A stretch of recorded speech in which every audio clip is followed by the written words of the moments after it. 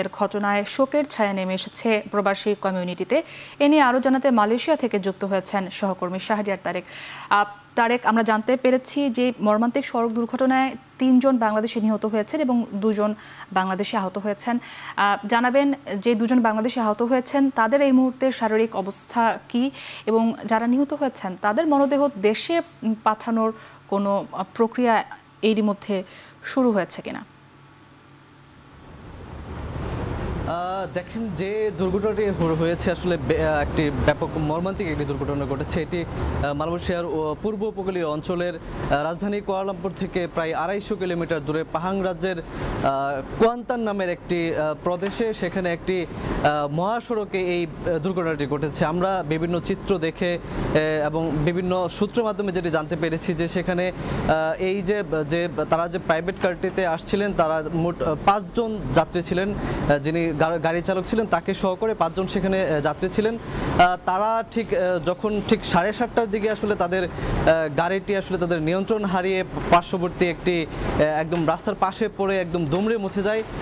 পুলিশের পক্ষ থেকে আমরা যেটি জানতে পেরেছি যে তখন ঘটনাস্থলে আসলে 3 জন বাংলাদেশি নিহত হয়েছেন এবং তাদের নামগুলো আমরা জানতে পেরেছি যে সাব্বির হাসান এবং জাহিদ হাসান এবং আব্দুল্লাহ, এই 3 জন নামের প্রবাসী তারা আসলে ঘটনাস্থলে মৃত্যুবরণ করেছেন এবং একই সঙ্গে 2 জন প্রবাসীও এখানে কিন্তু তারা আহত হয়েছেন। তাদের নাম একজনের মনিরাম এবং আরেকজন হাবিব। তাদেরকে কিন্তু কুয়ান্তানের যে একটি সরকারি হসপিটাল আছে সেখানে তাদেরকে চিকিৎসা দেওয়া হচ্ছে এবং যে 3 জন মারা গেছেন তাদেরকে কিন্তু ময়নাতদন্তের জন্য কিন্তু সেই একই হসপিটালে রাখা হয়েছে।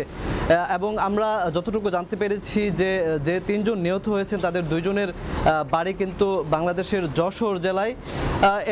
এই বিষয়টি নিয়ে আমি বাংলাদেশ হাইকমিশনের সঙ্গে কথা বলেছিলাম। তারা যেটি জানিয়েছেন যে তারা ঘটনাটি ঘটার পর থেকেই তারা এই তথ্যগুলো জেনেছেন এবং বাংলাদেশ হাইকমিশনের পক্ষ থেকে সেখানে হাসপাতালে যে সকল কর্তৃপক্ষ আছে তাদের সঙ্গে তারা নিয়মিত যোগাযোগ রাখছেন এবং হাইকমিশন থেকে বলা হচ্ছে যে সেখানে একজন তার যারা এখানে আহত হয়েছেন তাদের সাথেও তাদের যোগাযোগ হচ্ছে।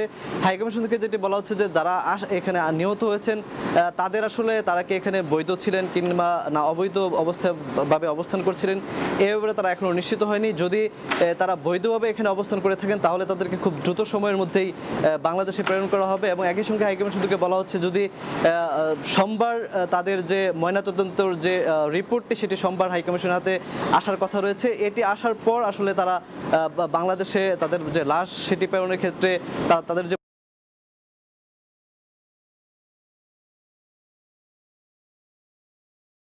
যে 3 জন নিহত হয়েছেন তাদের কিন্তু আমরা আসলে আরও বিস্তারিত এখনও তথ্য জানতে পারিনি। তবে মালয়েশিয়ার পুলিশের পক্ষ থেকে যেটি জানানো হয়েছে যে যিনি গাড়ি চালক ছিলেন তার আসলে এখানে গাড়ি চালানোর জন্য যে লাইসেন্সের প্রয়োজন হয় সেটি তার ছিল না। একই সঙ্গে গাড়ির যে রোড ট্যাক্স সেটিও কিন্তু মে মাসে শেষ হয়ে গেছে, যার কারণে মালয়েশিয়ার পুলিশের পক্ষ থেকে এখন তদন্ত করা হচ্ছে যে রোডের যে নিয়মকানুন আছে সেই আইনের দিক থেকে এটিকে তারা তদন্ত করছে। একই সঙ্গে তারা যেহেতু এখানে সাধারণ কর্মী হিসেবে কর্মরত আছেন, তাদের যে মালিক আছে এবং এই যে গাড়িটি ছিল গাড়িটির যে মালিক আছে তাদের সঙ্গে তারা যোগাযোগ করার চেষ্টা করছেন পরবর্তী তদন্তের জন্য।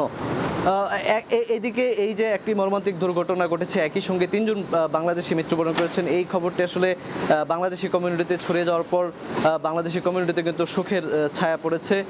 তারা আসলে তাদের শোক জানাচ্ছেন বিভিন্নভাবে এবং এটিও বলছেন যে ভবিষ্যতে এখানে কিন্তু যারা বাংলাদেশিরা বিভিন্ন গাড়ি চালিয়ে থাকেন তাদেরকে কিন্তু তারা সতর্ক করছেন যে যেহেতু মালয়েশিয়াতে ব্যাপক একটি উচ্চগতির বিভিন্ন সড়কে কিন্তু উচ্চগতিতে যানবাহনগুলো চলে থাকে, সেজন্য সবাইকে তারা বলছেন যে যাতে সাবধানতা মেনে চলে যেন এই যে রাস্তাঘাটে যেন তারা চলাচল করে। এটি ছিল আসলে প্রবাসীদের পক্ষ থেকে তারা বলছেন।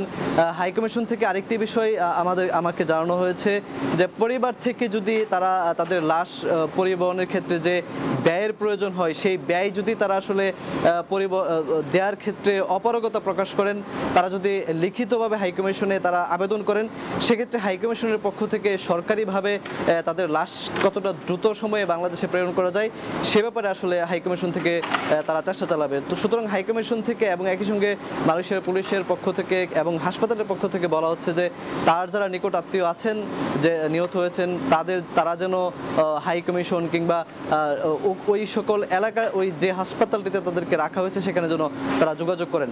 মুক্তি, এই ছিল আসলে মালয়েশিয়াতে যে মর্মান্তিক দুর্ঘটনা ঘটেছে তার সবশেষ। শাহরিয়ার তারেক যুক্ত ছিলেন মালয়েশিয়া থেকে।